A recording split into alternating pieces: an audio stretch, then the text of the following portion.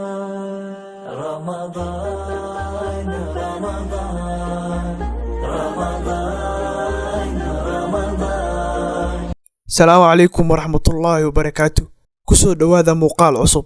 caafimaadka iyo ramadaanka waa barnaamij cusub oo noqonaya taxane oo aan ugu hadli doono faa'iidooyinka ramadaanka dhinaca caafimaadka, cuntooyinka ugu wanaagsan ee ramadaanka, kuwa aan u wanaagsaneyn caafimaadka, iyo mowduucyo la xiriira ramadaanka.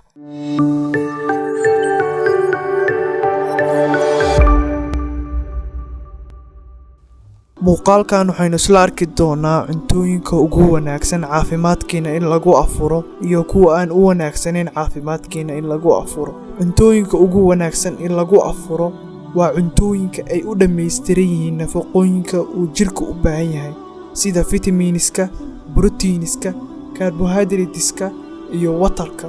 waa inaad ku bilowdaa afurka biyo oo aan qabow ahayn iyo timir. timirta faa'iidooyin badan ayay leedahay, waxaana ka mid ah waxay si degdeg ah u soo celisaa sokorta u wanaagsan jirkeena. waxaa laga helaa tamar badan, waxay saacidaa dheefshiidka caloosha. sida daraasaad laga sameeyey wadamada reer galbeedka, timirtu ayaa qofka markuu cuno si degdeg ah jirkiisa ugu soo celisaa fitamiinada, macdanta iyo quwadii ka luntay. waana sheyga ugu wanaagsan ee qofka kaga soo kaban karo awood daradii soonka u keentay. haddaba ma soo koobi karno faa'iidooyinka laga helo midhahan dabiiciga ah ee timirta. waana muhiim inuu qofku qaato xilliga soonka caafimaad ahaan. diinteena suubanna waa inoo sheegtay faa'iidooyinka timirta. sidoo kale waa inaad ku afurtaa boorashka. boorashka wuxuu si degdeg ah u soo celiyaa nafaqooyinka jirkeena ka baxay. waa inaad cuntaa khudradda cagaaran. khudradda cagaaran nafaqooyin kala duwan ayaad ka helaysaa, waxayna ka hortagtaa constipation oo ah calool istaag. sidoo kale khudradda cagaaran waxaad ka helaysaa biyo badan, waayo biyaha jirkaada ka baxay intaad soomaneyd ayay kuu soo celinaysaa. cuntooyinka aan u wanaagsaneyn in lagu afuro: iska ilaali cuntooyinka ku badan milixda ama cusbada. haraad badan ayaad dareemaysaa ama waxaad qaadaysaa hypertension oo ah in cadaadiska dhiigaaga uu kor u kaco.